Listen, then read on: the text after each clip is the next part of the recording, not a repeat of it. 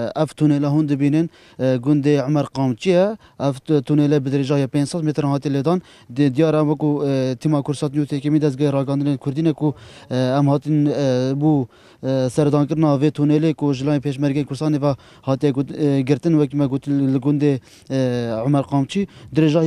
و تونيل 500 متر دناف چندي مالدان دار باز بتو لگل جانجي كورياتا و 8 مترن دگل ما دامن دچناف تونيل داو ديمنيوان بو وكوازين ناف تونيل دانك و ما قلت نزيكي 500 مترن يا درجه و 8 مترن جا كوره ديارة تورستن داعش وقت بقولنا أخذنا فرمانده بيشمركة بيشن كو أف تونيلا بأمريكا تايبة هذه دروسرن نقدر له بأمرين كتشكابل كو أمريكا تايبة مازنا كو أف تونيلا هذه دروس كرن ديارة أف تونيلا جبرويش عند بكو تورستن داعش خوفشرن و هم جبو كو هزين بيشمركة وان نبينو هرش نكنا سر تورستن داعش وهم جي جبر هزين هفيمانان كو بفروكان بردومانا تورستن داعش كرو كوان دناف ويردا خوفشار ئەوە پێچی شوێنی ئەمیر و شتوان بی شوێنی خەوتنیان بیت چونکە هەموو ژووریان دروست کردووە هەر ژوورە جێی دوو کەسی دەبیت ئیمکانە زۆر جار لۆشتی ناشیاویشیان حایلە و شتی خۆیان لەگەڵ خۆی نابیتی ئێرە و چونکە هەر یەکە دوو ژووری تایبەتی خۆی و کارە باشە باش ئەوە ژووری نووسنە ئەو ژوورە سێ بە سەیە ئەم ژوورە سێ بە سەیە ئەوە تەختەشی کەن تختان كديو حتما جوري امريكيت يعني شو كابيني بتختا روبوشي كان كهرباني نايتي او واري كهربايا بني تختي سري همو تختي ليرش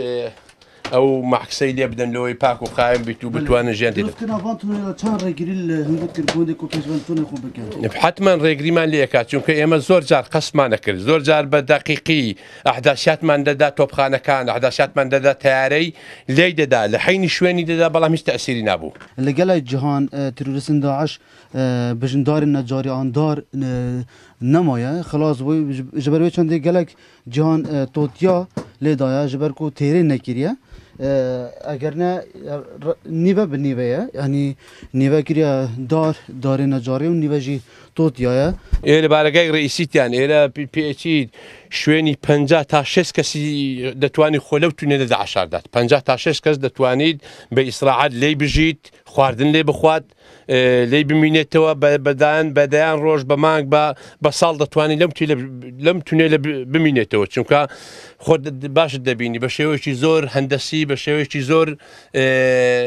ريكو بيك تشاتشان كردي مثلا تختان دانا بوي نروخي تختان لولا دا بوي قل نروخي تو تختان لبن دانا يعني دتوانن جياني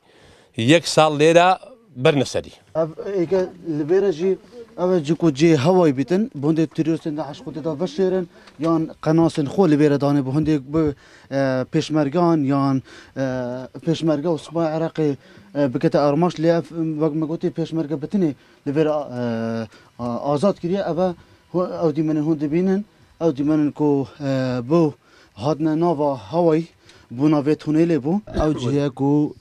تيرورستن داعش كريا تونيل والفيرا جي وك ما قلتي نزيكي 8 متران يا كوره اوا نيفكا خانيكي هاولاتي كي گوندي عمر قامچيه اما همو باجماوي تونيلكيا كا بدوري 200 متري هاتوا باجماو كان هنا همويان لو خانيكو كدوتوا بو